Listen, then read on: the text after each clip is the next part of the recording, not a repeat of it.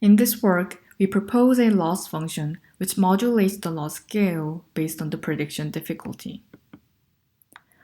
When we ask the network what's in this image, network thinks this sample is too easy or too difficult.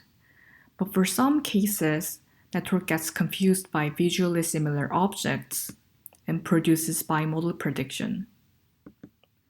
When we see these sample outputs, although the confidence scores on the target class have relatively high values, these samples are incorrect since the inference step chooses the label which has the highest probability. So the goal of our project is to give the network good learning signal by leveraging prediction difficulty. While cross-entropy penalizes the same loss values for these cases, our loss function takes the relative score gap into account and apply different loss values based on the divergence of output predictions, so that the network can predict the correct label even in the presence of confusing cases.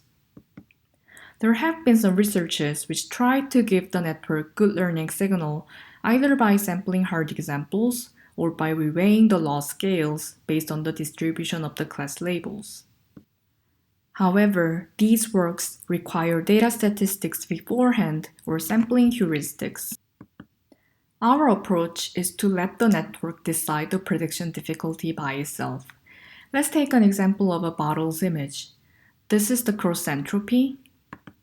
When the network produces this output distribution, our loss function uses the chance probability, which is the highest prediction value from the background classes, to modulate the ground truth probability, which is the bottle's loss function. If the bottle's prediction output was lower than the chance probability, it gets more penalized than the cross-entropy, and gets less penalized if it was higher than the chance probability since the prediction is correct. In this case, the bottle's output is 0.2, which is less than the chance probability.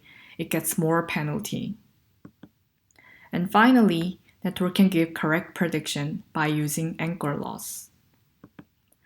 This is the equation for our loss function. It is composed of two parts, the cross-entropy and the modulator. This modulator uses anchor probability to define the prediction difficulty and rescale the standard cross-entropy accordingly.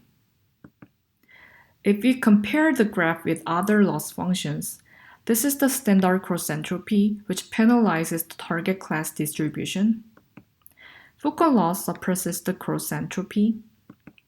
Anchor loss redistributes the loss values depending on the anchor probability, which is automatically chosen by the network. To compare how loss changes based on the network prediction, this time, network produces trivial scores on the background classes, so the anchor loss suppresses the loss values, and it gets less penalty compared to cross-entropy. When the network makes a wrong prediction with high confidence, then the loss scale becomes large, and it gets more penalty. We also apply anchor loss to a human pose estimation. Human pose has spatial dependency between adjacent pixel locations.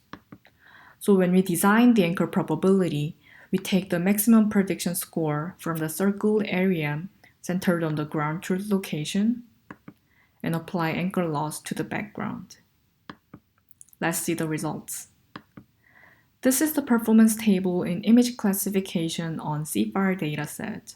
The sample outputs show that anchor loss can successfully discriminate visually ambiguous images. This is the result in human pose estimation. We can get comparative performance with hourglass variants, which have higher computational complexity by using only the baseline architecture plus anchor loss. We visualize the output heat map and the area where the anchor loss value is higher than the cross-entropy. We can see that the network penalizes more on the symmetric parts or the parts from non-target person. Thank you for listening.